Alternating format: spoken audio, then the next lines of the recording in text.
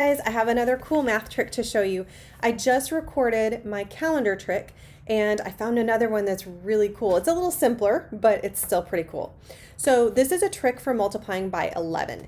Now, you know the trick for multiplying by 10. If you're working with whole numbers, you just put a 0 on the end and you have your answer. If you're working with decimals, you just move the decimal one place to the right and that's your answer. So for instance, 34 times 10 is just 340, right? That's pretty simple. Multiplying by 11, you can actually use that 10 shortcut to find anything times 11. Because, for instance, 34 times 11, you can say, okay, well, 34 times 10 is 340.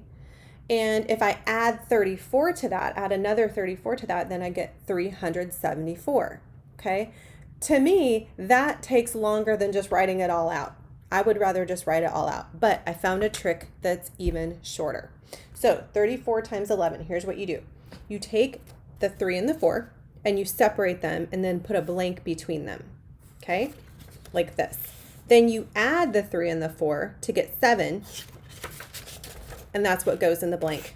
And it does actually equal 374. We just kind of did that in our heads, but I also checked it with the calculator earlier to make sure it worked. Okay, so the trick is, again, just to recap, you take the 2 digits of the number that's not 11, separate them and put a blank, and then add the 2 digits together and put that in the blank. And that's your answer, 374. So I tried it with a different set of numbers. I tried 15 times 11. So we would take the 1 and the 5 and separate them, and then add the 1 and the 5 together, which would equal 6. And that is true. I checked it. It's correct. Cool. Okay. So then I tried a little bit bigger number. I wanted to know what would happen when the 2 digits that I add together are more than 9. Because in the other ones, the blank is just a 1-digit number. When we added those digits together, we got a 1-digit number. So what happens? Well, okay. So we separate the 8 and the 9, put the blank in there, that's great. But then for this one, when I added 8 plus 9, I got 17. Well, if you put 17 between 8 and 9, you get 8,179. That does not seem reasonable to me. There's no way that could be right. Use your reasonableness.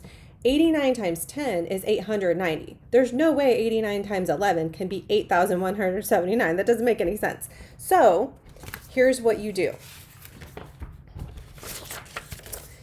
You still add the 8 plus 9, but what you're going to do is you're going to put the ones place in the blank. So you put the 7 here, and then you're going to take that 8 and you're going to add this 8, you're going to add the 1 to it. So again, and it's a little complicated.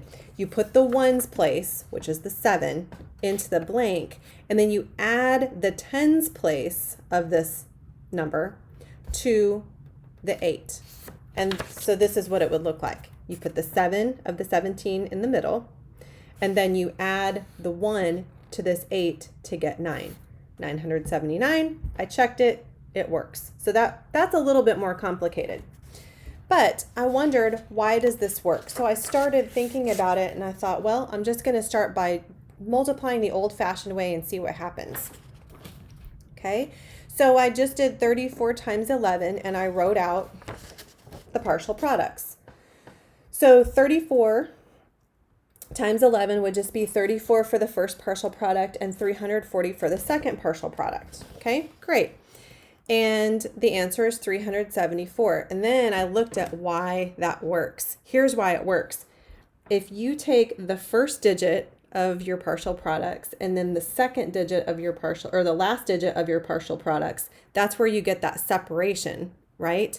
And then the middle digit is the 3 plus the 4. So that's how that actually works with partial products. So then I thought, well, how does it work when you have the number that's more than 9, like on the 89 times 11. So again, this is the math behind the magic. So if you do the partial products, what you would end up doing is you would separate the 8 and the 9, right? That's how the trick works.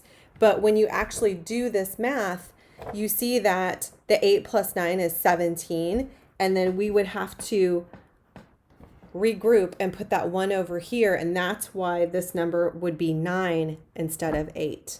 So partial products, that's the answer behind that magic trick with 11. So I hope you enjoyed that little video. And if you have any suggestions or you find any magic tricks, just email me on Canvas and I would be happy to share those with you guys. Okay, have a great day. Bye.